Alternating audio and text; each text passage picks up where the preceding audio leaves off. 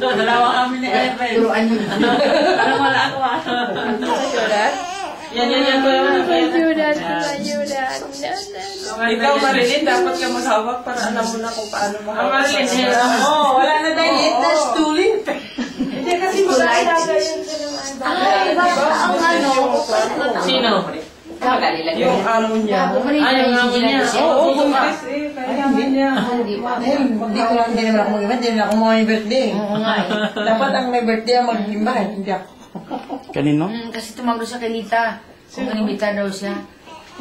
Naku, hindi rin yung sinabi ko kay Stella. Sabi ko, invite mo ba si mami mo? Eh, wala akong telepono niya eh. Kasi sabi siya kung inimita eh. Bakit sabi ko, di ko yung nagnawagan sila. Eh, wala din ako telepono ni Lita, kaya hindi ko siya natawagan. Eh, ikaw, invite mo. Manang. Hindi ko, Andun si Alright kanina. hindi ko naka-numero. Kala ko may bisita ka rin. Wala. Ikaw sino? Nakalimutan ko rin. Akala ko rin may invite nyo na. Ay, ako. Sabi ko sila, siguro kayo mag-bisita nyo, hindi ko birthday.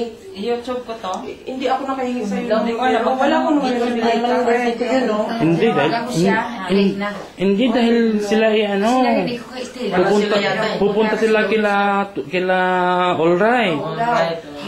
Yun Ang yung ipag-ibig kay ano yan ha? Alright. Sila kayo, alright? Alright. Oh, yes. Oh, yes. Okay.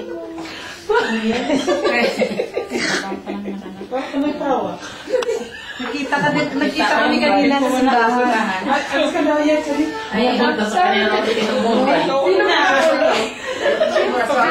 Hindi yung Pilipino yun. Isa lang pangalan niya, Francesca lang. Walang second name. Francesca Erich. Erich. Ay, ko kain tayo. Alisin parang si Pretty Lady. Alright pa rin. Erich Bronabed. Stella. Bronabed. Parang gano'n. Gising siya. Ano yun doon? Ano pala sabi niya? Nagkita na. Malis na ba't sila? Hello! Sino?